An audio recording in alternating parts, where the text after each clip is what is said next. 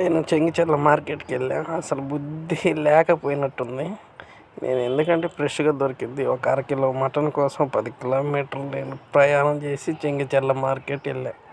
అక్కడికి వెళ్ళి చూస్తే షాపులన్నీ బంద్ అయ్యి ఉన్నాయి. కొన్ని చాలా వరకు బంద్ అయి ఉన్నాయి. అందరు తిరిగి వెళ్ళిపోతున్నారు. ఎందుకంటే ఈ కోళ్ళకి వైరస్ వచ్చింది కదా, అందరూ మటన్ మీద పడ్డారు. అందరూ వెళ్ళిపోతున్నారు వచ్చి చూసుకొని.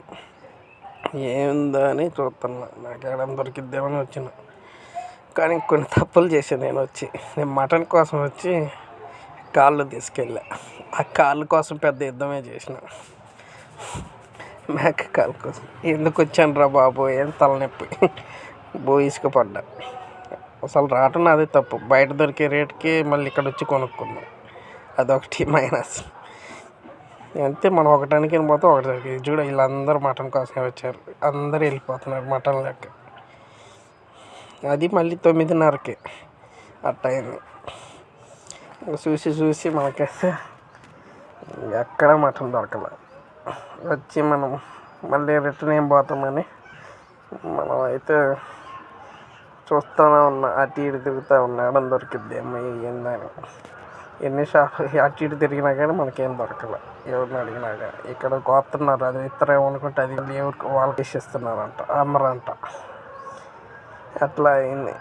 ఈరోజైతే నేను ఒక అరకిలో మటన్ కోసం ఫ్రెష్గా కావాలని పోయా చెంగిచెర్ల. మనకి ఇక్కడ హైదరాబాద్ అంతా డూపే కదా, మరి సచ్చినవి కొత్తారన్నీ కొత్తారు. మనం అందుకని ఫ్రెష్గా కావాలండి డైరెక్ట్ లైవ్కి పోయా. ఎక్కడికొస్తేనేమో ఏమీ లేదు.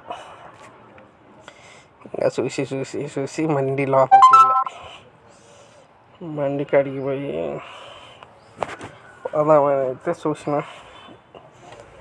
ఎక్కడ చూసినా కానీ అంతే, అందరూ వెళ్ళిపోతున్నారు.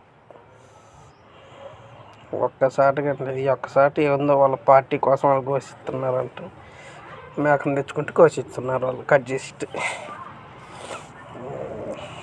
మొత్తం తిరిగిన ఎక్కడా దొరకలే. తిరిగి అలసిపోయి అంతే లైన్గా అయిపోయాయి.